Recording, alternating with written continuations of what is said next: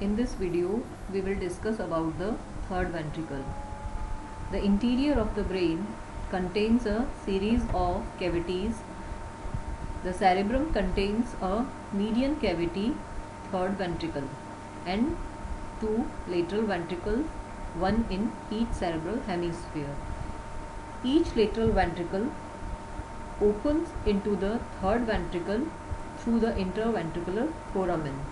The third ventricle continues caudally with the cerebral aqueduct, which traverses the midbrain and opens into the fourth ventricle.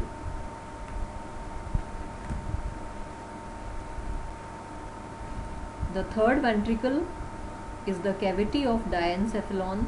It is a median cavity situated between the right and left two thalami.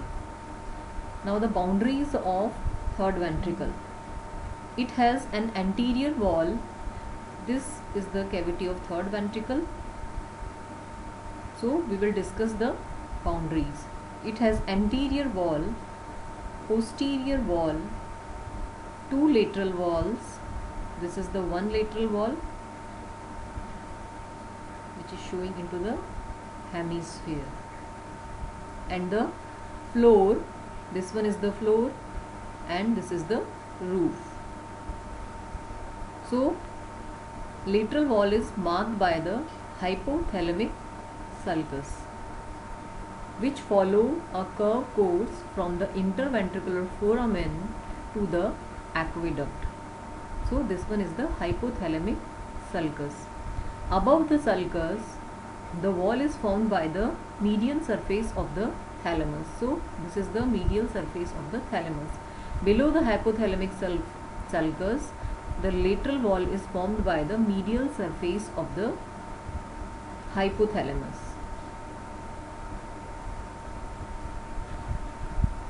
Two thalami are usually connected by the band of grey matter. This is the interthalamic adhesion, which passes through the ventricle.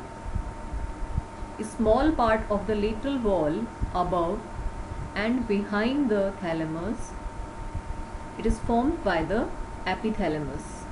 This region is the epithalamus. The interventricular foramen, this is the interventricular foramen seen on the lateral wall just behind the column of the fornix. This is the fornix, column of the fornix. Now the anterior wall of third ventricle is formed mainly by the lamina terminalis. This is the lamina terminalis. The upper part is formed by the anterior commissure and the column of the fornix. So this is the upper part of anterior wall, which is formed by the column of fornix, and mainly it is formed by the lamina terminalis. The posterior wall is formed by the epithalamus, consisting of pineal body. This is the pineal body, posterior commissure and habenular commissure. The floor is formed by now the structures which are forming the floor. So floor is formed by optic chiasma. This is the optic chiasma. Tuber cinerarium. This is the tuber cinerarium. Infundibulum. This is the infundibulum. Mammillary body. This rounded structure is the mammillary body. Posterior perforated substance. Tegmentum of the midbrain.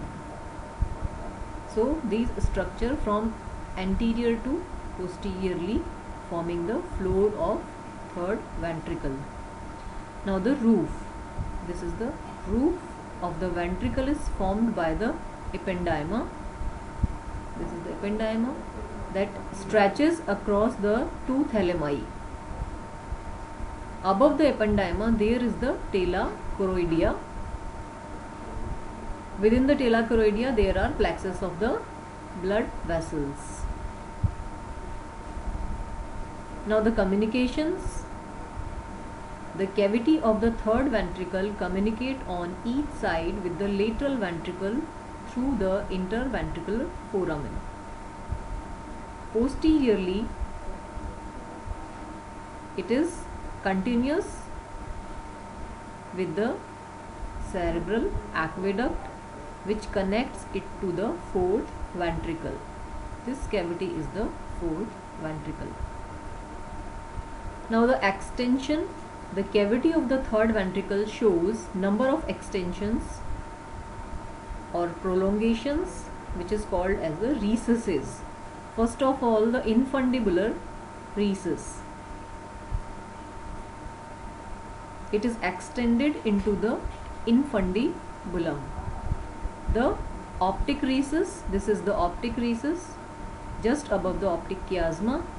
Pineal recess between the superior and inferior lamina of stalk of pineal body. So this is the inferior lamina, this is the superior lamina. So this is the pineal recess and this is the suprapineal recess above the pineal gland. Pineal body, this is the pineal body, just above it is the suprapineal recess. So this is all about the boundaries of third ventricle.